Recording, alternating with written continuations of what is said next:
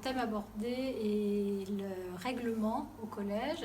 Et ça nous a donné l'opportunité d'aborder la négation. On va mettre un verbe à la forme négative. Ouais. Wafa, vous connaissez? Oui. D'accord. Ne pas. Ne pas. Bravo, c'est ça. Alors, on va commencer sur le règlement du collège. Qu'est-ce que vous savez du règlement du collège? Où est-il écrit ce règlement? Sur le cahier de liaison. Nous avons pris le règlement intérieur parce qu'il permet de travailler avec les règles, avec ce que l'élève doit faire ou ne doit pas faire. Il permet donc de comparer une forme affirmative avec une forme négative. Vous avez une grille avec l'élève doit et l'élève ne doit pas. Vous allez donc les classer avec l'élève ne doit pas et l'élève doit. D'accord? Il doit respecter. C'est bon.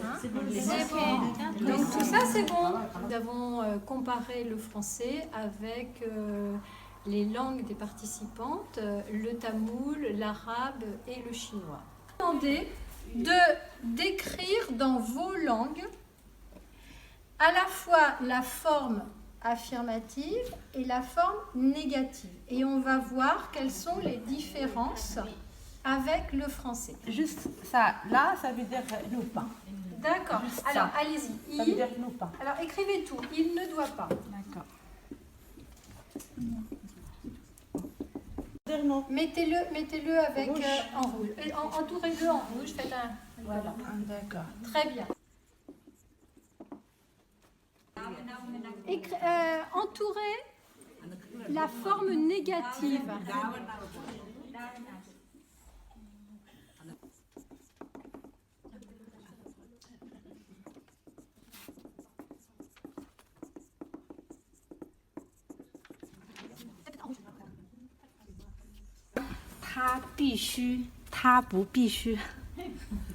Nous avons abordé la négation par le biais du règlement intérieur et nous avons poursuivi le travail avec des nuances, c'est-à-dire que donc il ne doit pas, il ne doit plus, il ne doit jamais, et on a également abordé le ne rien et le ne personne. Et on s'est rendu compte en fait en discutant et en comparant nos langues qu'il y avait parfois des nuances qui pouvaient être difficiles en fait à traduire d'une langue à l'autre. Si je comprends bien, allez, je vais faire de l'arabe un peu là. Voilà. Hein, voilà. Alors là c'est non, oui d'accord. Donc je l'ai encore ici et je l'ai encore ici, d'accord. Et donc le plus doit c'est ça et puis plus c'est ça. Voilà, c'est bon. Voilà. Et jamais c'est ça.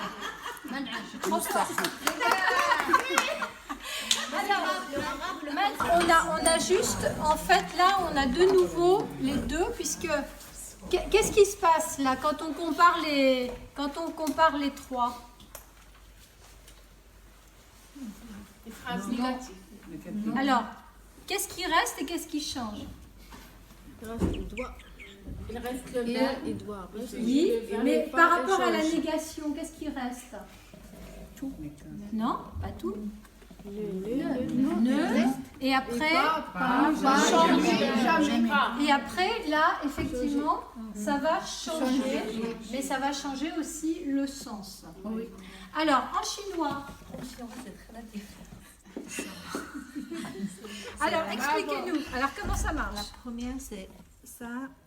La deuxième, c'est ça. La troisième, c'est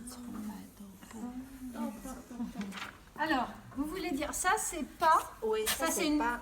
C'est Voilà, non. pas, oui. Ça, c'est. Peut-être avant, après, pas de. Il faut doit. D'accord. Peut-être après, il va changer. C'est Oui, ça? c'est ça. D'accord. Et celui-là? C'est jamais. Jamais, jamais. Oui, jamais, jamais. Jamais, jamais. Voilà,从来都不是 jamais, jamais. Qui est là? Nous. Les mamans des élèves. Voilà, les mamans des élèves. du collège. Très bien. Qui se trouve dans le préau? Il n'y a personne. Il n'y a. Non, non, pas il n'y a pas personne. Non. Il n'y a Il n'y a personne. personne. Voilà.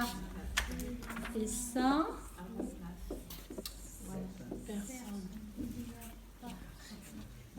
Hein? Rien. Personne. On a dit les personnes, rien, on a dit les choses. Pardon? Rien. On a dit sur les choses. Rien. Oui. Personne, on dit quelqu'un. Voilà, c'est ça. Rien, c'est pour les choses et personne, c'est pour quelqu'un. Voilà. Donc, à l'oral et à l'écrit, est-ce qu'il y a des différences? Est-ce que si vous ne dites pas, si vous dites pas ça, est-ce que c'est possible à l'oral? Non, c'est pas possible. Hein? Tandis que chez nous, bon, voilà, en français, on peut se permettre de ne pas dire le ne, mais c'est tout, mais juste à l'oral. Je m'intéresse aux langues de mes participantes et grâce aux fiches langues, je peux accéder à des connaissances plus pointues sur les structures des langues. Ça me permet, lorsque je veux aborder un point de grammaire précis, de repérer les difficultés qui peuvent poser problème dans l'apprentissage du français.